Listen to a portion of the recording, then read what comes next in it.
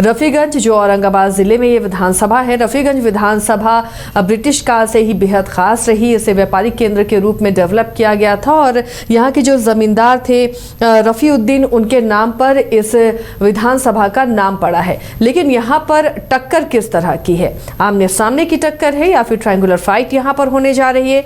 जीतता कौन रहा है? प्रत्याशी कौन इस बार मजबूत किस खेमे से नजर आ रहे हैं? रंजन जी, अगर रफीगंज को आप देखें तो रफीगंज का मुकाबला इस बार कैसा दिख रहा है? देखिए, जब आप रफीगंज विधानसभा सीट की बात कीजिए तो इस बार जो इसको लेकर चर्चा हुई उसके पीछे जो कुछ वजह है वो ये है कि जो यहाँ के सिटिंग विधायक थे उनका टिकट काट लिया गया। पिछली बार यहाँ से मोहम्मद निहालुद्दीन जो है वो चुनाव जीतने में सफल हुए थे 9,429 वोटों से, लेकिन इस बार जो है उनको लालटेन निशान नहीं मिला और वो चुनाव से बाहर हो गए हैं। कहा जाता है कि उनके खिलाफ कुछ एंटी इनकम्बेंसी थी, शायद इस वजह से आरजेडी ने उनको टिकट देने से परहेज किया। फिर सवाल उठा कि फिर आरजेडी से टिकट किसको मिलेगा, तो सामाजिक समीकरण को साधने के इरादे से आरजेडी ने यहाँ से डॉक्टर गुलाम शाहिद को जो है अपना प्रत्याशी बनाया है। गुलाम शाहिद, लोग चेयरमैन साहब भी कहते हैं। 2002 से अगर आप देखिए तो डॉक्टर गुलाम साहिब और उनकी पत्नी रफीगंज नगर पंचायत का चुनाव जीतते रहे हैं, तो उनको जो है यहाँ पर आरजेडी ने अपना प्रत्याशी बनाया है ताकि जो उसका बना बनाया समीकरण है रफीगंज में उसमें जो है कोई परेशानी ना आए। लेकिन इस बार जेडीयू ने भी अपना प्रत्याशी बदल दिया है। पिछले बार जेडीयू के टिकट पर अशोक कुमार सिंह लड़े थे, लेकिन उनको सिर्फ 14% वोट आए थे, 14.5%, और जो निर्दलीय चुनाव लड़ रहे थे प्रमोद कुमार सिंह, उनको 29.11% वोट आए थे। 53,000, लगभग 54,000 कह लीजिए, 54,000 के आसपास उनको वोट आए थे, तो प्रदर्शन उनका बेहतर था। तो इस बार जेडीयू ने प्रमोद कुमार सिंह को अपना प्रत्याशी बना लिया है और अशोक कुमार सिंह का टिकट कट गया है।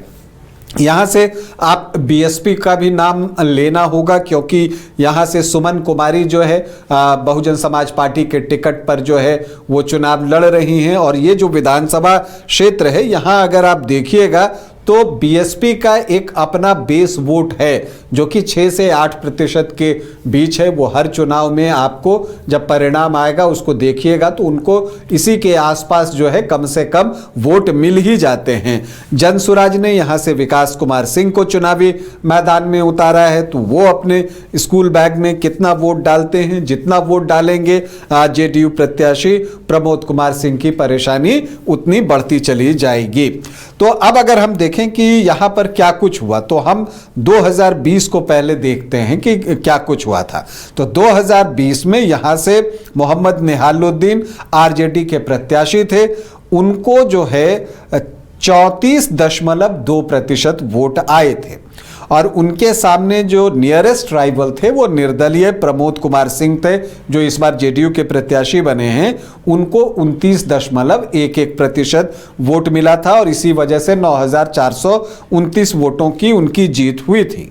लेकिन जब इसमें आप अशोक सिंह जो जेडीयू के प्रत्याशी थे उनके वोट को जोड़िए, क्योंकि उनको 14.5% वोट आए थे, तो जब आप दोनों को जोड़ते हैं तो ये 43.5% से ज्यादा हो जाता है। फिर यहां से एलजेपी ने भी अपना कैंडिडेट दिया था, उनको 4.6% वोट आए थे।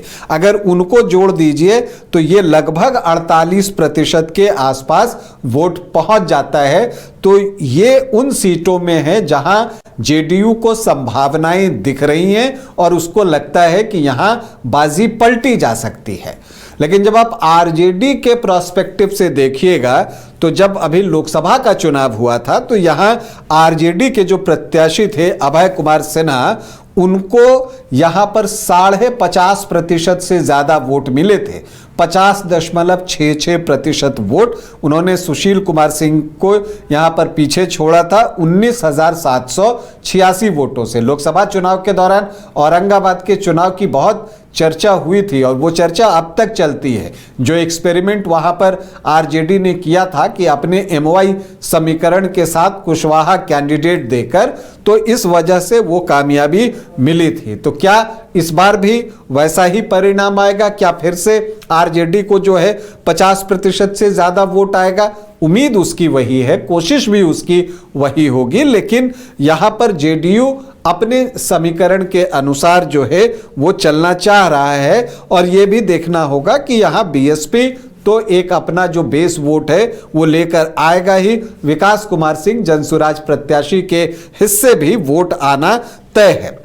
अब अगर हम यहाँ के ये को देखें कि जो 17 चुनाव यहाँ पर हुए हैं, इसमें अगर आप देखिए तो कांग्रेस सबसे सफल पार्टी रही है 6 बार, और दूसरे नंबर पर आरजेडी है जिसको 3 बार कामयाबी मिली है, और जेडीयू उसके बाद है 2 बार उसको भी सफलता मिली है, और जनता पार्टी को भी 2 ही बार सफलता मिली है। समता पार्टी को 1 बार, सीपीआई को 1 बार, भारतीय जनसंघ को 1 बार और स्वतंत्रता पार्टी को भी 1 बार यहां से कामयाबी मिली है। लेकिन एक चीज ये भी देखना है कि मोहम्मद निहालुद्दीन का टिकट कटा है, क्या उसका कोई इंपैक्ट हो सकता है? क्योंकि निहालुद्दीन यहां से 3 बार चुनाव जीते हैं।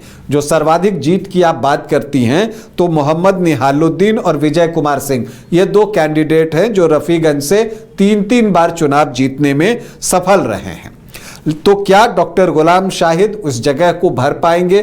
क्या आरजेडी का लालटेन वो जला पाएंगे? अगर आप देखिए तो अब तक यहां पर 5 बार जो है मुस्लिम विधायक चुने गए हैं रफीगंज में, तो क्या इस बार फिर से गुलाम शाहिद यहां से चुनाव जीतेंगे या प्रमोद सिंह, चूंकि यहां पर राजपूत वोटर्स की संख्या भी बहुत अच्छी है, तो वो बाजी मारेंगे? ये देखना है। बीएसपी और जनसुराज पार्टी किसका खेल खराब करते हैं, इस पर भी बहुत कुछ निर्भर करेगा। तो हम थोड़ा जातीय समीकरण भी देख लें यहाँ का क्या कुछ कहता है। तो आप यहाँ पर देखिएगा तो अनुसूचित जाति की का जो मत प्रतिशत है यहाँ बहुत अच्छा है, 27.1%। यही वजह है कि बीएसपी यहाँ पर 6 से 8% का अपना बेस वोट रखता है। लेकिन इसमें आप ये देखिएगा कि इसमें पासवान वोटर्स की संख्या बहुत अच्छी है, 9 से 10% है, और मांझी वोटर्स भी 5% से ज्यादा हैं, रविदास भी 4.5 से 5% है। तो जो अनुसूचित जाति के वोटर्स हैं वो अलग अलग ब्लॉक में वोट करते हैं। तो पासवान और मांझी चूंकि अभी एनडीए के साथ जुड़े हुए हैं, चिराग पासवान और जीतन राम मांझी, तो एनडीए को, जेडीयू को उम्मीद होगी कि वो जो हिस्सा है अनुसूचित जाति के वोटर्स में वो उनकी तरफ आए।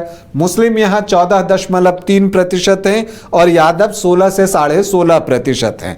तो अगर आप इसको देखिए तो 30 से 32% वोट जो है वो एमओवाई का है, जिसकी की संभावना है कि वो इंटैक्ट रहेगा आरजेडी के पीछे।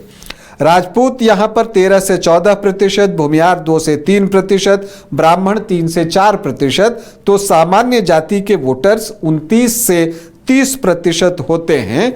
और फिर जब आप लवकुश वोटों की बात करती हैं तो वो यहां पर 6 से 7% हैं। लोकसभा चुनाव के दौरान ये जो 6 से 7% वोट है वो अभय कुमार सिन्हा के पीछे गोलबंद हुआ था, वो उनकी तरफ गया था।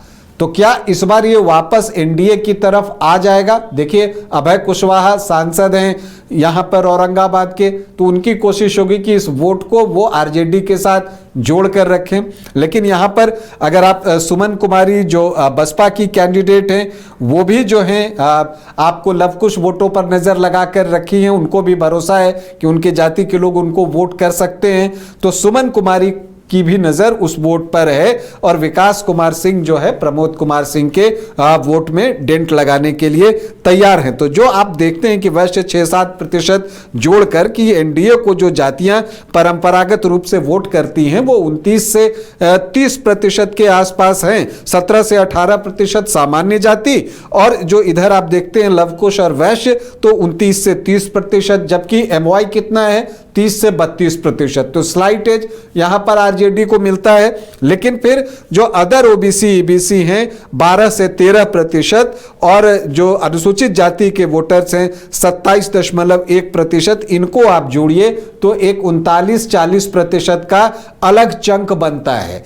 अब उस चंक में किसको क्या मिलता है? पिछली बार अगर आप देखिए तो निहालुद्दीन उसमें बहुत हासिल नहीं कर पाए थे कि एमवाई 30-32 और उनको 34.2% वोट आए थे। लेकिन उस चंक में अभय कुशवाहा ने जो है बड़ा हिस्सा प्राप्त किया था, तभी उनका वोट जो है वो 50.66% पहुंच गया था। मतलब इस 30-32 में उन्होंने इस 39-40 में से लगभग आधे वोट अपने पास कर लिए थे और आधे वोट जो है वो एनडीए की तरफ गए थे। तो यहां पर जो डिसाइडिंग होना है वो निर्णय जो आएगा इसी 40% वोट से रफीगंज में आना है। तो अगर आप देखिए तो रफीगंज में एक दिलचस्प मुकाबला है जहां आमने सामने की लड़ाई डॉक्टर गुलाम शाहिद आरजेडी प्रत्याशी और प्रमोद कुमार सिंह जेडीयू प्रत्याशी के बीच होना है। लेकिन उसमें सुमन कुमारी बसपा प्रत्याशी और विकास कुमार सिंह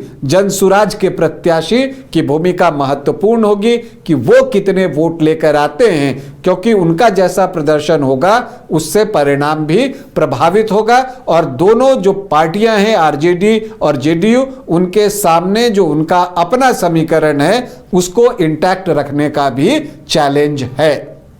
तो रफीगंज में इस चैलेंज को कैसे कौन प्रत्याशी निपटता है और कैसे जीत का परचम लहराता है, काफ़ी दिलचस्प मुकाबला यहाँ पर है। अब किसकी बाजी यहाँ पर होगी, कौन बाजी मारेगा, हमारी भी नज़र इस पर बनी हुई है और आप तक भी तमाम खबरें पहुँचाते रहेंगे।